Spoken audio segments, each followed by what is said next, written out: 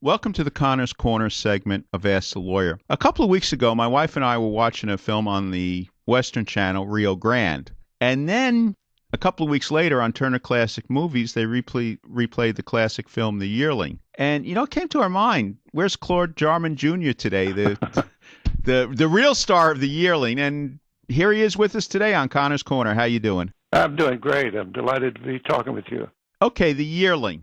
That was your first film. How did that come about? That was my first film. I was selected out of a classroom in Nashville, Tennessee, by Clarence Brown, who was the director. And he was going around to different schools in the South because he was determined to get a young boy to play that role who was not Hollywood, someone who was authentic Southerner. And I fit the role, and he took me to California, and it took almost 2 years to make the movie. I started when I was 10. I finished when I was 12.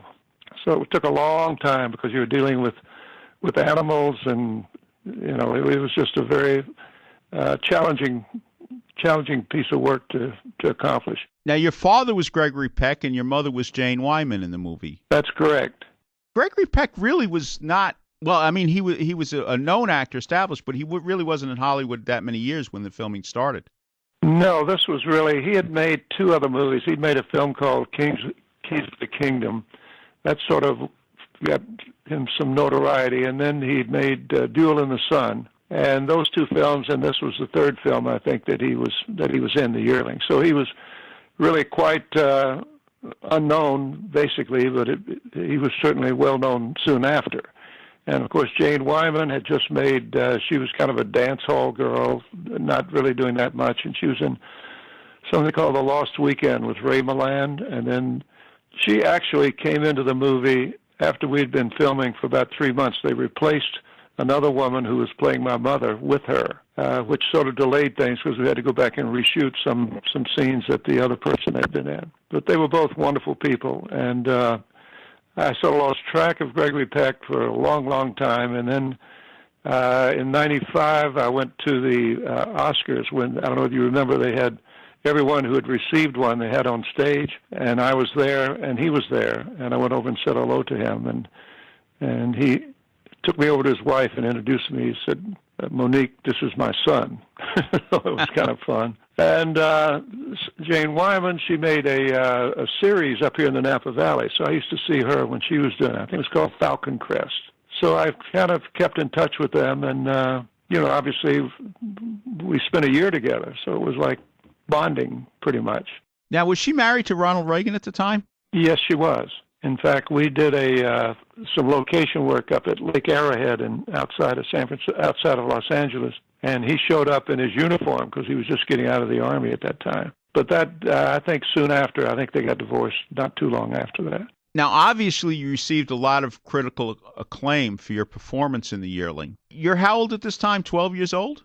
When it came out, I was 12 years old. That's got to be a big, life-changing moment for a 12-year-old. Yes, it was.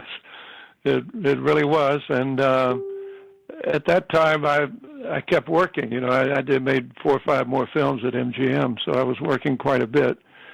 And going to the MGM school, it was quite a change to go from my little classroom in Nashville, Tennessee, to the MGM school with Elizabeth Taylor and Jane Powell and Dean Stockwell and everyone who was under contract there. But it was obviously quite an experience. Now, later on, just a few years later, really, you got a chance to work with one of the greatest directors in the history of motion pictures, John Ford. How did that come about? I had already moved back. I just spent my 5 years at MGM, and I moved back to Tennessee, and I got a call saying that John Ford wanted to see me. So I flew back to California, went in, and he said he was making this film, and talked to me and said, we're going to start filming in July, so come back. And the fun day, if you've seen the movie, the one thing that people remember about it was when I was doing the Roman riding, where I was riding on 2 horses. And that came about after we'd just begun filming. He said, have you ever ridden? I'd done a lot of riding. He says, you ever ridden on 2 horses? And I said, no. He said, well, you got 3 weeks to learn. And I was with 2 other people in that film who were great horsemen. That's Harry Carey Jr. and Ben Johnson, who was really a great horseman. So we all worked together, and I did it. And it was a great experience. And working with Ford was once in a lifetime. It was so much fun. We made it in Moab, Utah, and it was just a great outdoor experience. Loved it. Now, a lot of people that I've talked to over the years, they say it was pretty difficult to work with John Ford. Yes, it's interesting because he always had kind of a cast of characters who always worked in his films. And he was famous for picking out somebody that he really liked and treating him as a pet, and he'd always pick out somebody that he would pick on. And in Rio Grande, because I'd done the Roman writing, I was his chosen one, and somehow he was after Ben Johnson that whole film. Just couldn't do anything right. And they took it in stride. That's the old man. That's the way he works. They loved him. Now, of course, the leads in that, John Wayne played your father and Maureen O'Hara played your mother. Correct. Other than being on the set, I really didn't have that much of a chance to spend a lot of time with them, pretty much when we were on camera. But they were great to work with. And I was, at that time, I was the same height as John Wayne at 15. Of course, he was much bigger. He's bigger than life. But I was tall. Yeah, well, that's one of the great scenes when he starts measuring where you were standing to see what your height was. Yeah.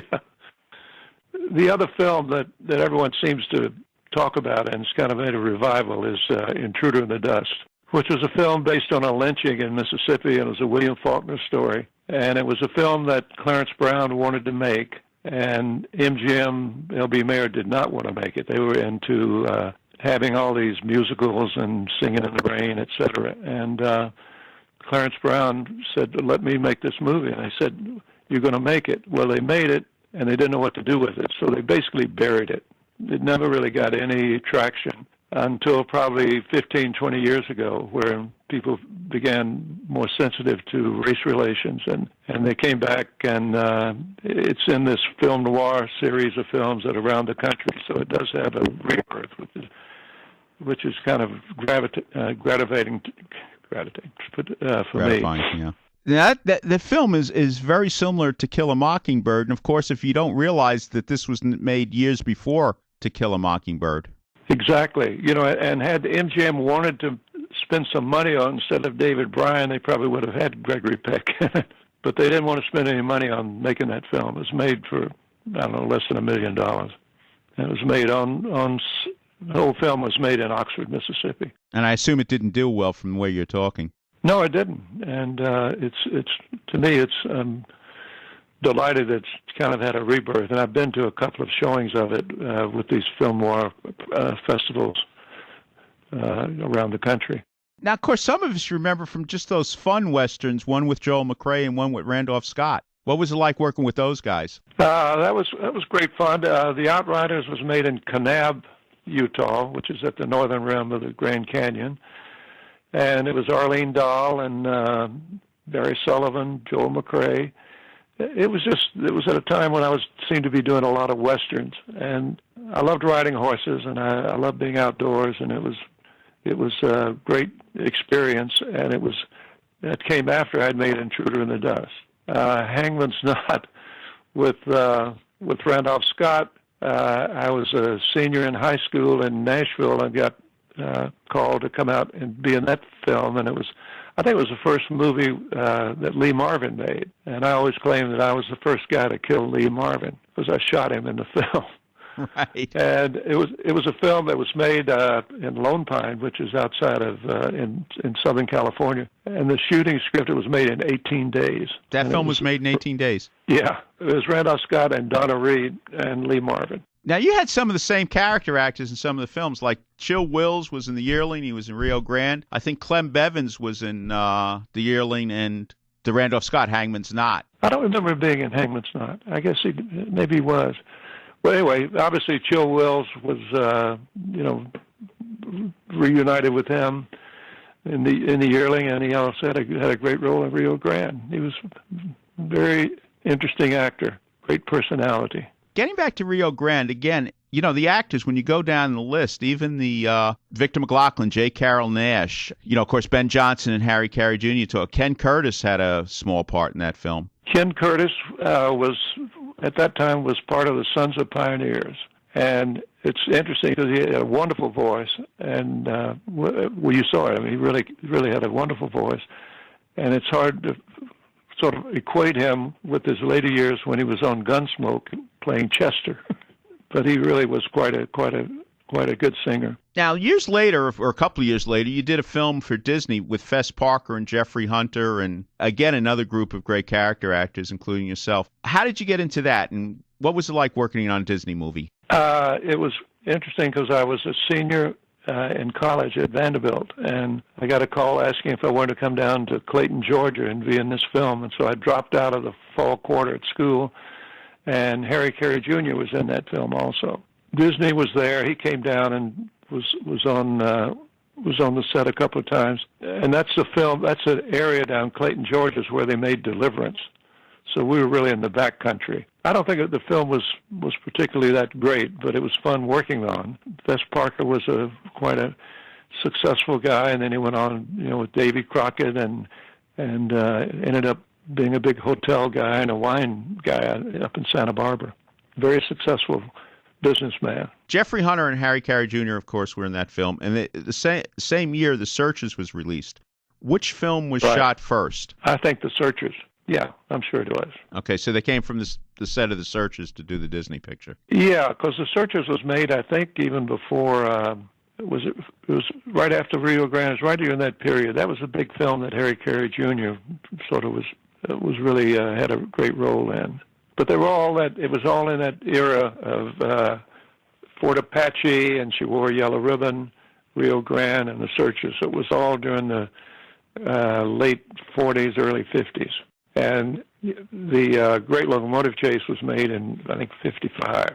Yeah, well, The Searchers was filmed in 55. That's why I was asking. Was it really? Yeah. Okay, yeah. well, then I'm wrong. Okay, then I'm just Searchers curious. Was later. Yeah, I was just curious which was first, that's all. Yeah, I don't know. Because I think he even had a couple of stuntmen or whatever, too, that worked in both films. Oh, yeah, no, they had all the same people working, and Ford had his own cast of stunt people that he used.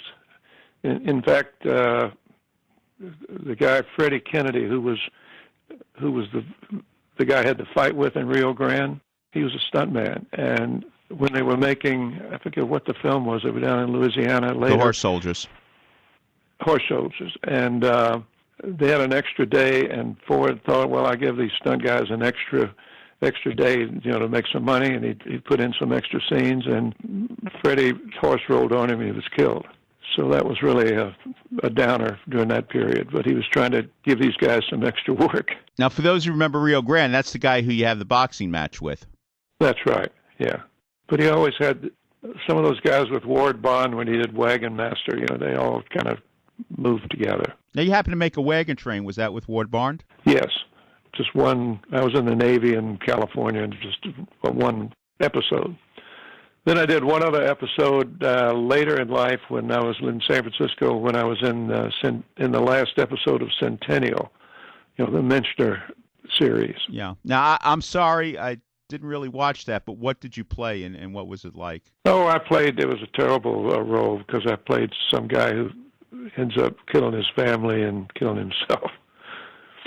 But it was during the hard days in Colorado during that period. I guess I know the answer, but the three biggest films would be The Yearling, Rio Grande, and Intruder in the Dust. What is the film that you're most proud of? And I think I know the answer, but let's hear it. I think that what I'm most proud of is Intruder in the Dust, because it was a groundbreaking film.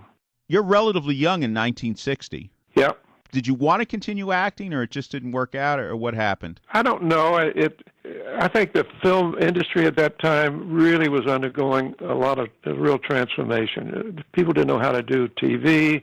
The studios were all shutting down.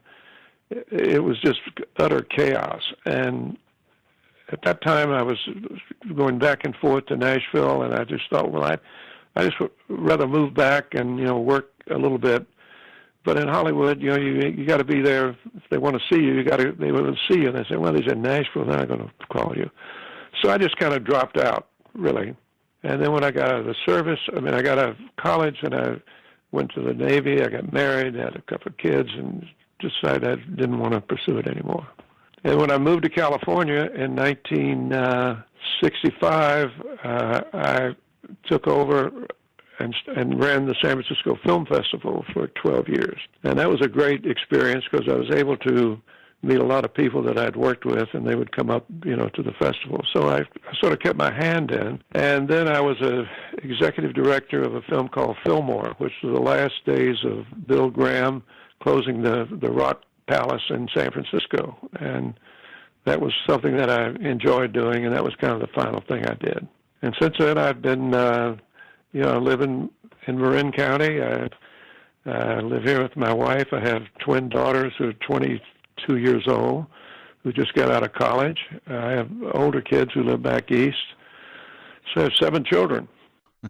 So keeping up with them. Right, your schedule is busy. It's busy, yeah, but it's good. Our producer, Chris Cordani, said that you're working on a book? Yes, I'm about halfway through, and it's really working on my early life and how I got discovered, and my experiences on the Yearling and Rio Grande and the other films that I made. I made 11 movies, and I don't know. A lot of people seem to want to know, as you say, whatever happened to me, and I'm trying to let them know. Hopefully, it'll be out at the end of the year. For those of you, don't watch Turner Classic Movies, don't watch the Western Channel, whatever. If the Yearling was just on, because I think they were doing a Jane Wyman tribute or whatever, and Rio Grande is floating around in the Western Channel now, and True to the in Dust, obviously we don't see that much. But every once in a while you can see the Outriders and Hangman's Knot and whatever, and you have the ability to be on the scene, to be on the screen with John Wayne and not get overshadowed, which happens to a lot of actors. With Gregory Peck again, you guys work great together. Well, it was, I mean, it's a lot has to do with the role that I play. I mean, Rio Grande, until I saw it maybe a couple of years ago, I went to Iowa for the birthday of John Wayne. They have his birthplace up there and somewhere in Iowa outside of Des Moines. And I saw it on a big screen, and I didn't realize, but I really had a big role in that movie. It was something that I thought, well, I did it, but it was John Wayne. But the son, was kind of the focal point of the movie. He certainly was. And again, you were 15 years old when that was filmed? Yep, I sure was. God bless you. That's a tremendous accomplishment. Well, it was a growing up period, frankly. It was an opportunity to do something a little bit more mature. Again, being able to ride horses and be around all these guys was just probably my favorite movie I ever made. I have nothing but happy memories of that. Academy Award winner Claude Jorman Jr., thank you for being on Connor's Corner. Hey, I really appreciate it. I get to New York every time, at least a year or so. I used to be there quite often. So I love it back there. So you guys have a great place, great story. Okay, we'll come back. We're taping right now in Brooklyn, so you're more than welcome to come in. We'll talk again, and when that book comes out, please let us know, and we'll go over the book again on the air. I would love to do that. I will, and thank you for calling me. Thank you.